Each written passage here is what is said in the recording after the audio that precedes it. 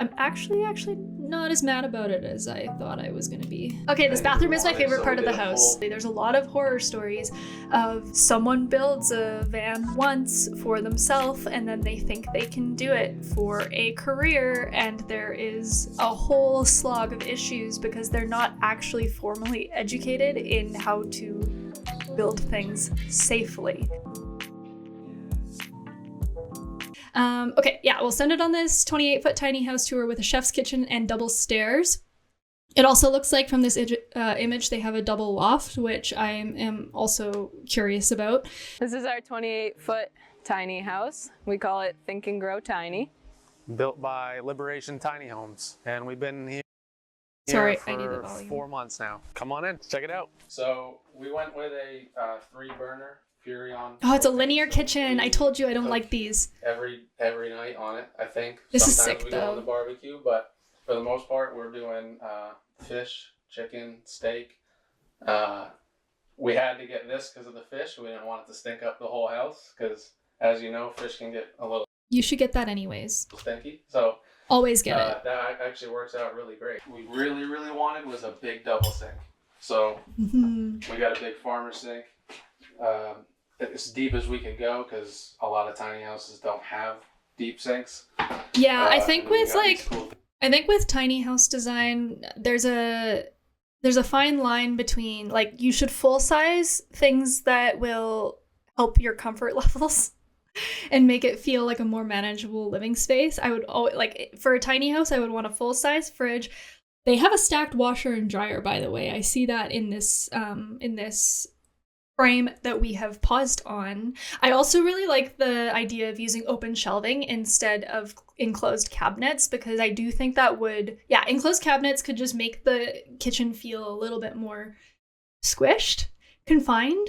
So I do like the open shelving a lot. It doesn't really look like, from what I see in the frame here yet, that they've actually used it for any practical storage, though. Like, I'm not seeing any dishware or anything stacked on their open shelves. It looks a little bit more decorative. But I love the finishes, though.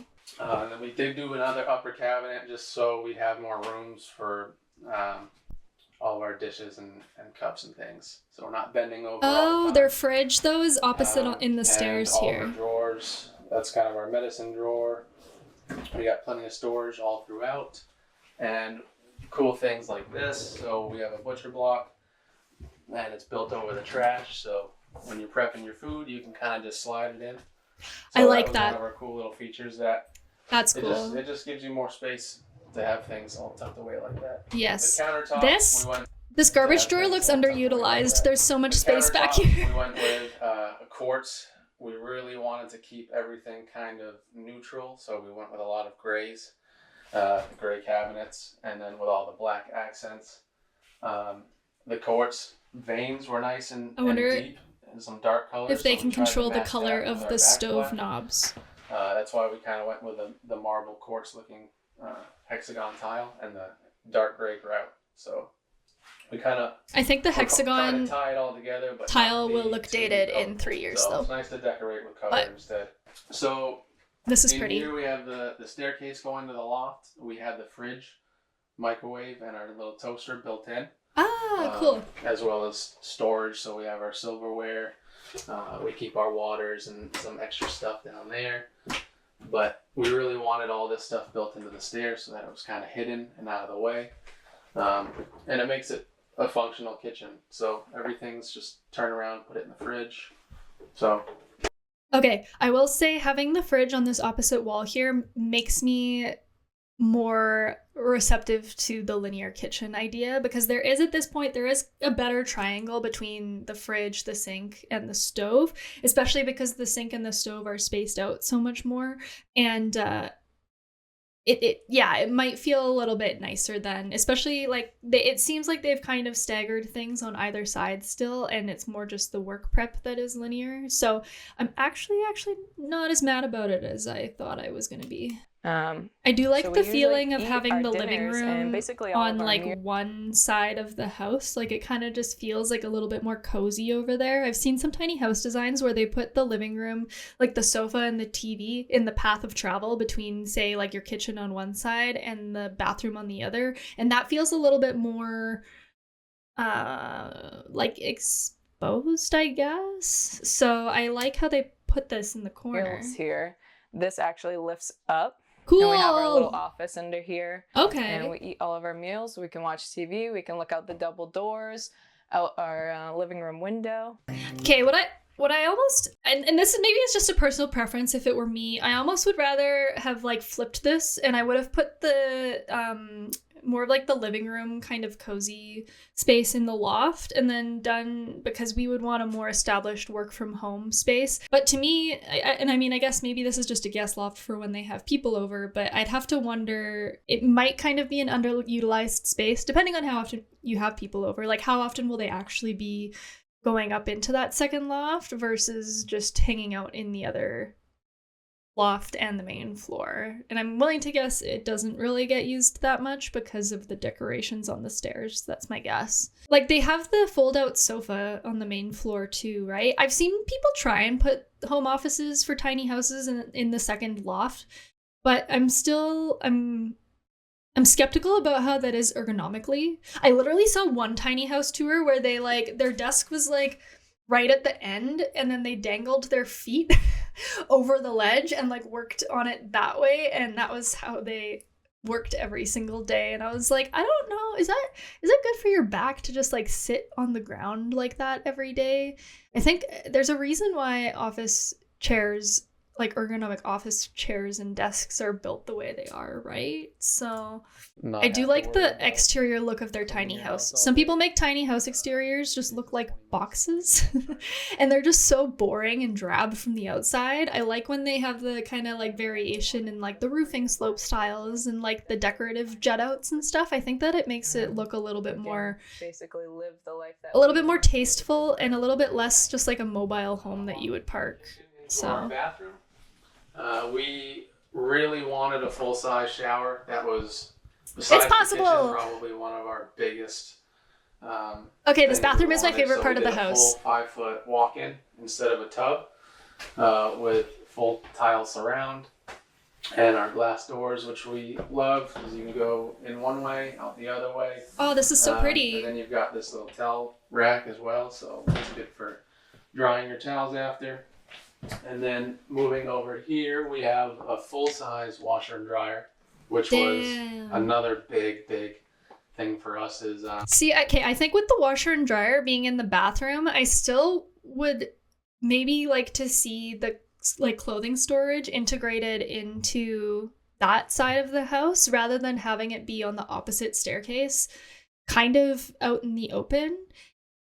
I feel like whenever you would want to get ready, like, I mean, it's only 2 people living in a small space, so you could just change in the middle of the house or whatever. But I mean, like, if I'm already in the bathroom, like washing my face and brushing my teeth before bed, like, I'd like to just turn around and grab my PJs and put them on. And especially with the stacked washer and dryer in this side already, I would like to just like not have to walk across my house to put it away.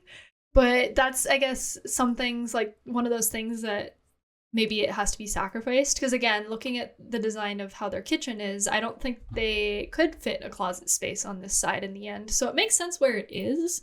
I just want to think about maybe doing it a little bit differently when we design ours. So we're heading up into our main sleeping loft, where we have Why does her voice feel so much louder than his? Okay, you can get a king bed in. Originally, I was against the king bed, but we got a Nectar mattress that comes in a box, which is really cool. So you just take it out of the box and it just kind of springs up. But obviously, I really like king bed the fits storage perfectly in integrated here. We at the still back. have some extra space next to our bed. I wonder with this storage at the back though, if you would be knocking that over with your pillows. Like you wouldn't, like the storage is nice in theory and I think it looks really pretty in this tour, but I think like if you were like laying in bed trying to read, or like look at like your laptop or something in bed, like you'd knock this down, like the back of your head would hit this. And we built some really nice shelves for some more books. It's really nice and though. Some of our pictures, because I felt like we didn't really have too much space for our pictures and things like that. Yeah. Oh my god, lip balm, please. You raised such a good point though. That bed must get extremely warm, no air below the mattress, and no openable windows. This is one of those things. We talked about this with our van build tour, actually. A lot of tiny houses will just put their bed directly onto the floor, essentially. And don't do that. Don't do that. Mattresses need to ventilate. They need to breathe. So like, I know you can, like, even if you just kind of raise it on like a really small slat system, and maybe a lot of these tours do, I never see it talked about, but I do just want to flag that it's important. And it's something, again, that I would be taking into account with, like, when you design a loft in a tiny house, don't just think about the thickness of the mattress, think about how you do have to lift the mattress a little bit. I can't tell from this still frame if these windows do open or not. You would get cross ventilation from one side of the window to another, but it would, and I see they do have an outlet over here. Maybe they could have a fan going in the corner. But yes, heat rises, so these lofts would be very susceptible to feeling very stuffy unless you have good ventilation for them. So I'm glad we went with the king.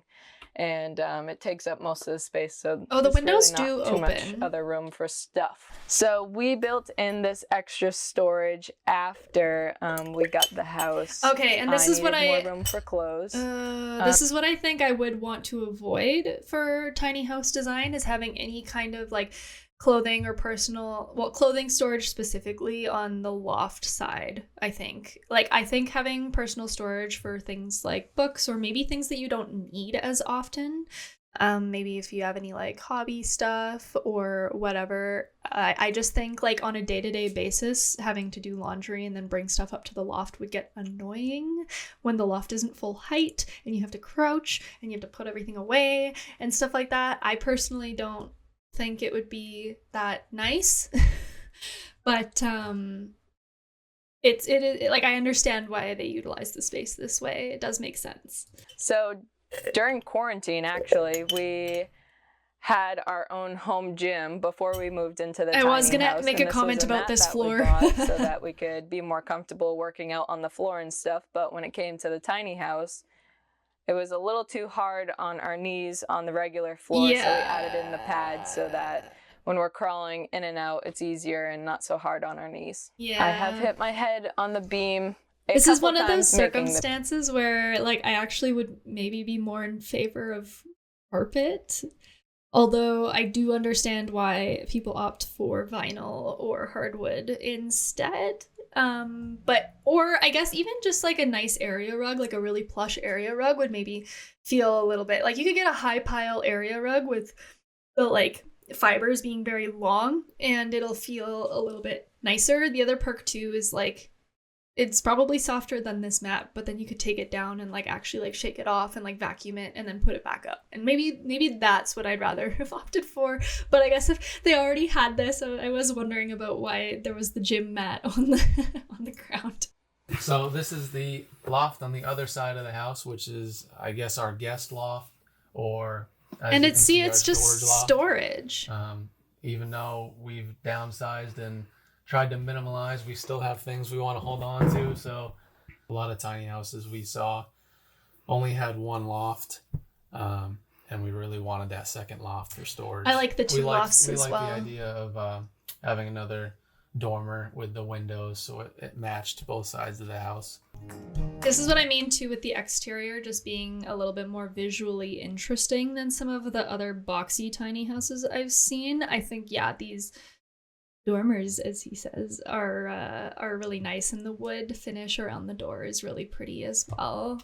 I like these light fixtures at the front. I'm actually on the hunt for the style of front light porch that we would want for our house too, so I might be paying a little more attention to that kind of stuff than I typically would for that reason. For us, the tiny home is kind of like these exposed beams are really pretty too. We wanted more financial freedom to have the tiny house actually. You can create visual interest on the exterior as well with any kind of, like, if you did like a pergola on the outside or like a exterior deck with a nice roof, I think that would actually maybe detract from from the boxy feel anyways. So actually you have a good point. And I feel like, yeah, the more irregularities you have on the exterior, the more likely you are to have envelope failures. So we still have only been down in North Carolina for a few weeks now, so our goal is to build the deck, put the barbecue on it, maybe a couple chairs, a real set of stairs to go into the house, and then maybe some more plants and things just to make it more homey. But we're getting there. It does feel very new. We're still in the moving process, so we're even on the interior. There's a lot of settled in another month or two, I would think. Not quite as many personal touches. It's a little bit show homey on the interior. Just even the living room, like it doesn't feel as lived in as some other tiny houses that I've seen. Your design process or your.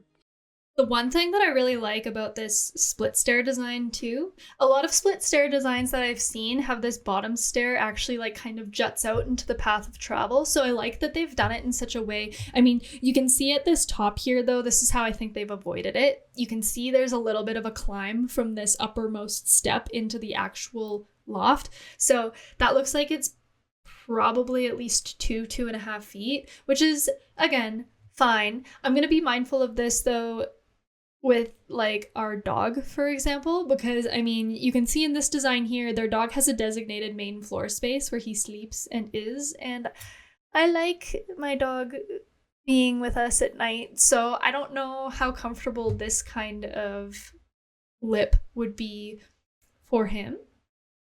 But that's just, again, this is where design gets very subjective, right? Because without that in mind, I think this would be perfect. Overall, though, I do actually really like this layout. Would it be allowed in Canada? Non-standard repeating risers? In tiny houses, yes, because a tiny house isn't classified as a permanent dwelling, so it doesn't have to follow standardized building codes. There's pros and cons to that.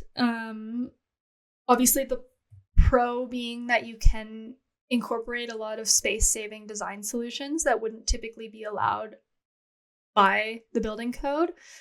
The cons, though, is that, to my knowledge, the tiny house industry is very unregulated, and so there's some horror stories, and same with van building, actually. There's a lot of horror stories of, like, someone builds a van once for themselves, and then they think they can do it for a career, and there is a whole slog of issues because they're not actually formally educated in how to build things safely.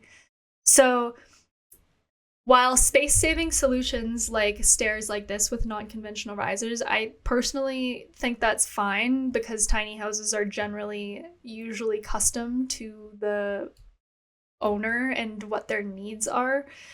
It might cause issues with resale. I think reselling tiny houses is very difficult. There's platforms for that. There's Tiny House Listings Canada, I think, is a Facebook page that I have seen where people will resell their tiny houses.